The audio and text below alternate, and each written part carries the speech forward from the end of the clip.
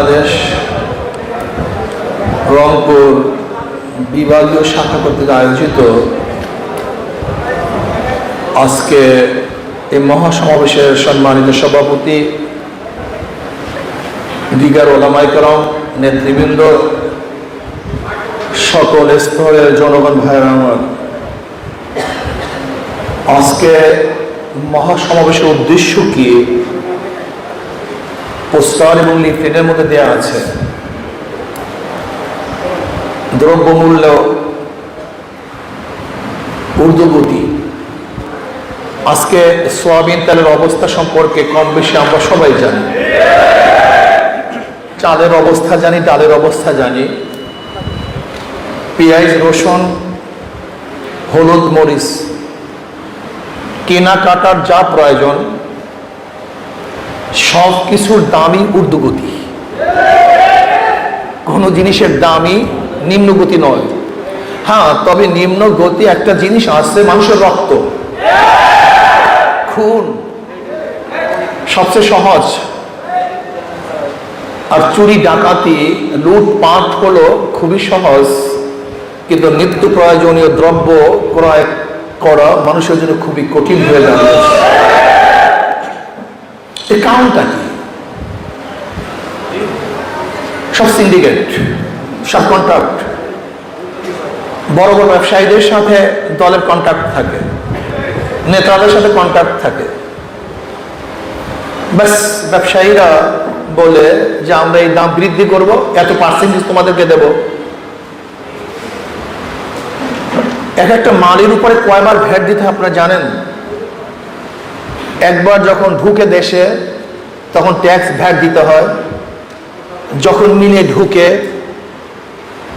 বোঝেন নাই যে ইম্পোর্টার থেকে যখন মিলওয়ালারা কিনবে সেখানে ভ্যাট ট্যাক্স দিতে হয়।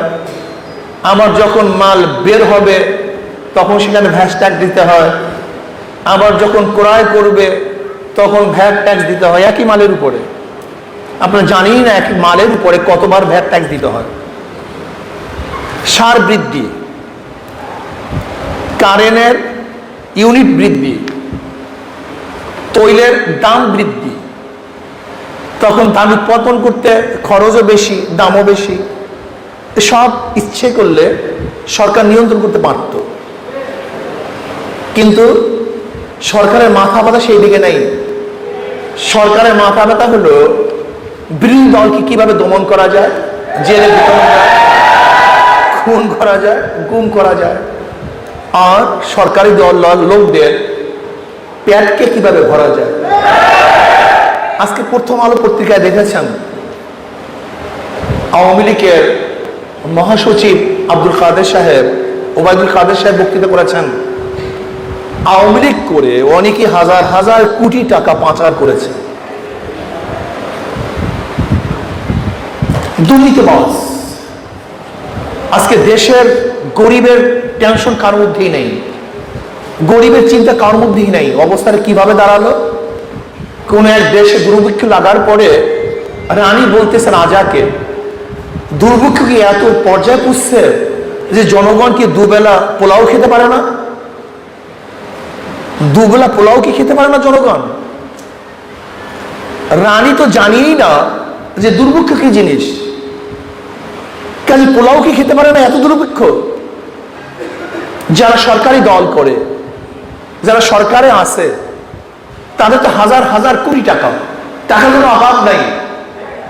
তারা জানিই না মালের এত দাম, এত প্রয়োজন মাল, এত দুর্লভ মূল্য হয়ে গেছে।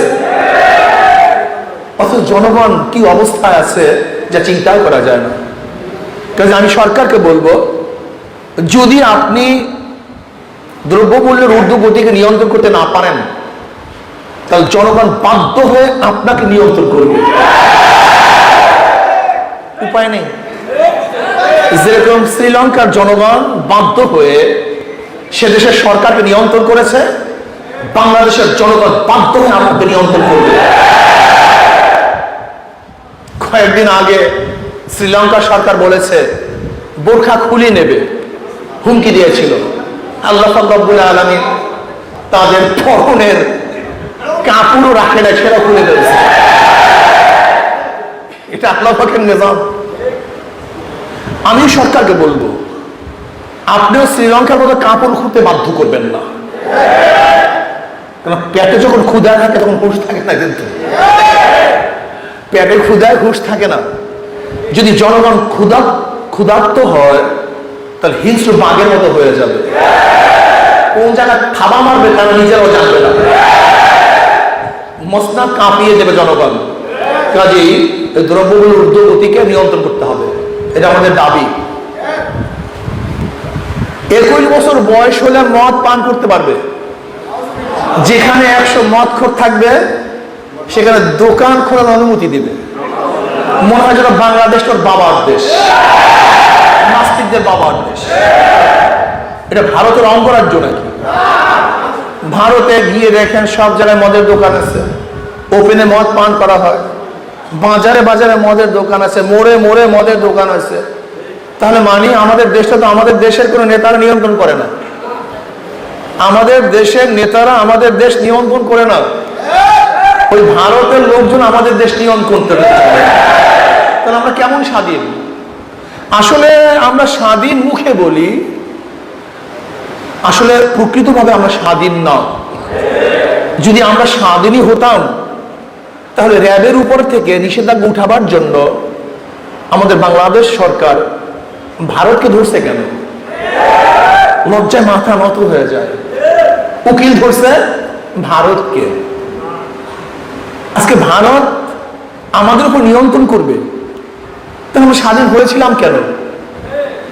ভারত আমাদের কর্তৃত্ব করবে, তাহলে আমরা স্বাধীনতার মানিটা কি হলো? আমাদের গর্ব কোথায় স্বাধীনতা?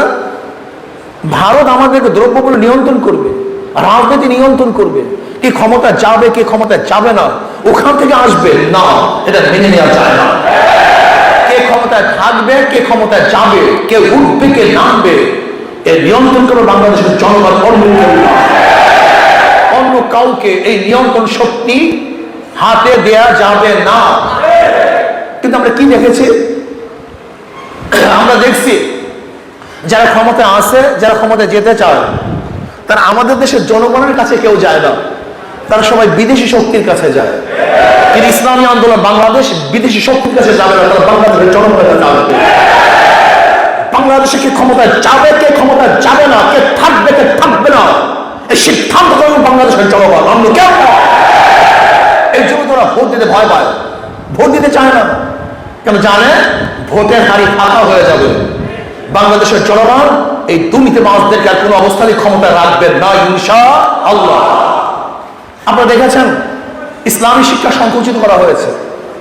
আজকে ইসলামী শিক্ষার উপরে পরীক্ষা নিবে না, আর যেই সাবজেক্টে পরীক্ষা হয় না সেই সাবজেক্টে কেউ পড়াশোনাও করে না। তার পরিবর্তে ডারউইনের থিওরি স্থাপন করা হয়েছে। ডারউইনের থিওরি গিয়ে দেখেন নবম ক্লাসের সমাজ বিজ্ঞানের মধ্যে, দশম ক্লাসের সমাজ বিজ্ঞানের মধ্যে ডারউইনের থিওরিটা কি? মানুষ মানুষ থেকে নয়, মানুষ বানরের থেকে। এই কয়েকদিন আগে যা হিন্দু শিক্ষক তার ক্লাসে বলেছিল যে আল্লাহ বলতে কিছু নাই, প্রতিবাদ করার কারণে তাকে অ্যারেস্ট ভাবে জেলখানা থেকে তাকে বের করছে। শুধু তাই নয়, তাকে তো বের করতেই, কিন্তু যারা রেকর্ড করছে আন্দোলন করছে তাদের বিরুদ্ধে কেস হয়েছে, তাদেরকে জেলে দেওয়া হয়েছে। অর্থাৎ বাংলাদেশের গ্রামপুর মুসলমান, সেই দেশে আল্লাহ নাই, মানুষ মানুষ থেকে নয়, মানুষ বানরের থেকে এই হাজার হাজার কোটি কোটি টাকা খরচ করে এই শিক্ষা আমরা শিক্ষিত করি আমাদের সন্তানদেরকে। এর জন্য আমরা ট্যাক্স দেই, এর জন্য আমরা ভ্যাট দেই, এর জন্য আমরা কর দেই, এর জন্য সরকার দখল করছি না। বাংলাদেশে এই শিক্ষা ব্যবস্থা চলতে পারে না। তবে আমরা দাবি করব প্রাইমারি লেভেল শুরু করে মাস্টার্স পর্যন্ত প্রত্যেকটা ক্লাসে মানুষদের ইসলামী মুসলমান ইসলামী শিক্ষা শিক্ষা দিতে হবে। এই ব্যবস্থা সরকারকে করতে হবে। এরপরে আপনারা দেখেছেন বর্তমানে কিছু পাগল ঘাদানি নামে ওলামায়ে কেরামের বিরুদ্ধে দুদুকে দরখাস্ত করেছে, রিপোর্ট দিয়েছে। আমি প্রথম প্রশ্ন করতে চাই, তাদেরকে অধিকার কে দিয়েছে? এই বৈধতা তার পেল কোথায়? সেও জনগণ, আমরাও জনগণ। জনগণের বিরুদ্ধে জনগণ তদন্ত করে দুদুকে রিপোর্ট পেশ করার আইনি কোন শুদ্ধতা বৈধতা আছে? যদি না থাকে তাহলে দুদককে প্রথম বলবো, আপনি রিপোর্ট গ্রহণ করলেন কেন? এই বৈধতা তাকে কে দিয়েছে? আমি দুদককে বলবো 9 মাস পর্যন্ত তারা যে 9 মাস পর্যন্ত তদন্ত করেছে, এই 9 মাস পর্যন্ত তদন্ত করার পিছনে যত সদস্য এর মধ্যে সংশ্লিষ্ট ছিল, যত অর্থ খরচ হয়েছে, এই ফান্ডিং কে করছে? এই অর্থ কে দিছে? এই টাকা কোথা থেকে আসছে? এর উৎস কোথায়? কারাই টাকা ফান্ডিং করেছে? টাকা কে দিয়েছে? উৎস খোঁজ করুন। বিদেশি শক্তি দেশকে ধ্বংস করার চক্রান্ত করতেছে, ইসলাম মুসলমানকে ধ্বংস করার চক্রান্ত করতেছে। যদি আপনি বিচার না করুন, সরকারকে বলবো বিচার না করুন। যদি আপনি বিচার না করেন তাহলে বলবো আপনি এটা করিয়েছেন, আপনি তাকে ফান্ড দিয়েছেন, টাকা দিয়েছেন বাংলাদেশ ইসলাম উৎখাত করার জন্য, ধ্বংস করার জন্য। আপনি ব্যবস্থা গ্রহণ করুন, জলদি জলদি ব্যবস্থা গ্রহণ করুন। যদি জলদি জলদি ব্যবস্থা গ্রহণ না করুন তাহলে বাংলাদেশের জনগণ বাধ্য হয়ে ইসলামের বিরুদ্ধে ওলামায়ে কেরামদেরকে, আজকে ওলামায়ে কেরামদেরকে ইসলামকে কটূক্তি করার কারণে, তাদেরকে লাঞ্ছিত অপমানিত করার কারণে, মানহানি করার কারণে বাংলাদেশের প্রত্যেকটা মুসলমান গর্জে উঠবে, আন্দোলন করবে, সরকার করবে।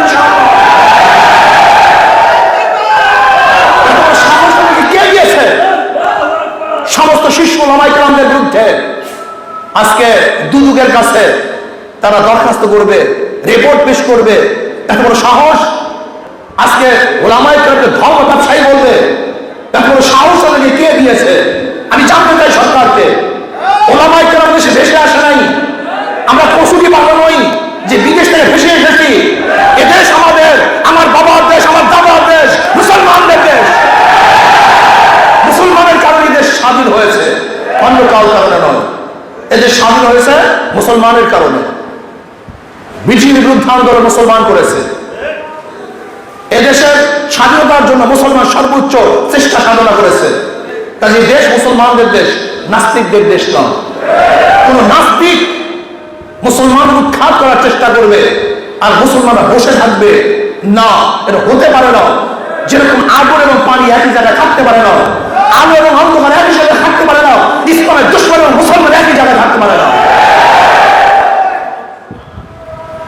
এটা কোথা থেকে এসছে? যাদের দুর্নীতি কোনো অভাব নাই, যার চরিত্র চরম খারাপ, যারা মায়ের সাথে খারাপ ব্যবহার করে, মাকে খেতবতের পরিবর্তে ঘর থেকে নামিয়ে দেয়, দুর্নীতির কারণে যাদের চাকরি চলে যায়, এরা মুসলমানদের বিরুদ্ধে, আলেম ওলামাদের বিরুদ্ধে রিপোর্ট পেশ করবে, ধর্ম ব্যবসায়ী বলবে। এটা মানা যায় না, মানতে পারি না। আজকে দেশ স্বাধীন হয়েছিল 3টা ভিত্তিতে: সাম্য, মানবিক মর্যাদা, সামাজিক ন্যায় বিচার। আজকে কোথায় সাম্যতা? সাম্যতা কোথায়? যারা দল করবে তারা ইজ্জত সম্মান পাবে, যারা দল করবে না, সরকারি দলে থাকবে না, তারা লাঞ্ছিত অপমানিত হবে। এটা কি সাম্য?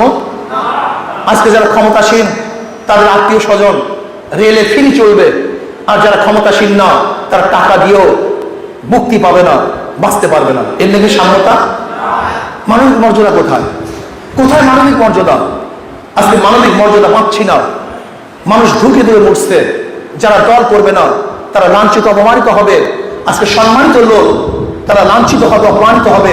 আজকে ওলামায়ে কেরাম লাঞ্ছিত হবে, অপমানিত হবে। এটিকে মানবিক মর্যাদা? সামাজিক ন্যায় বিচার কোথায়?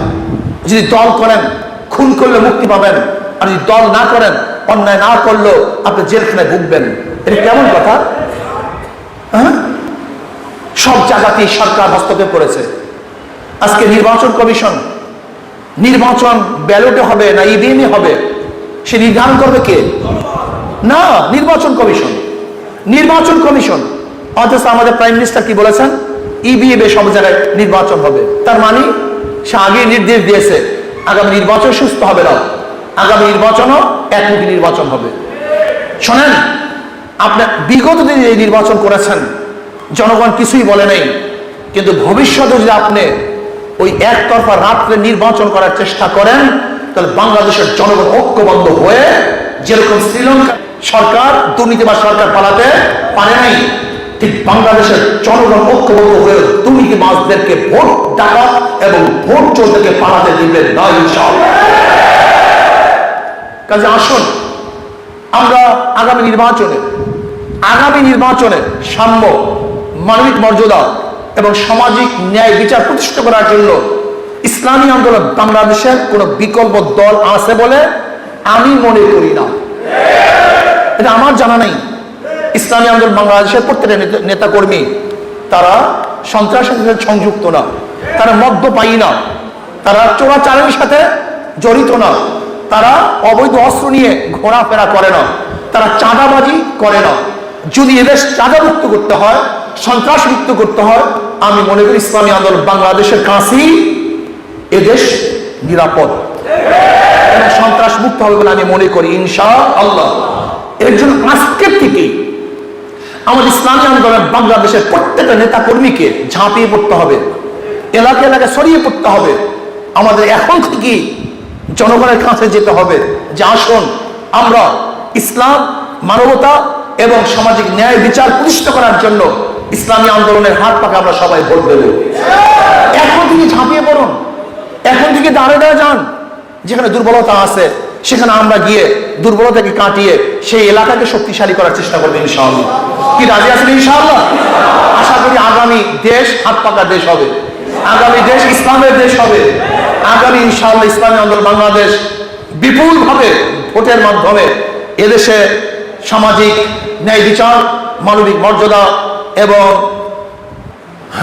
শান্তি প্রতিষ্ঠা করবে ইনশাআল্লাহ।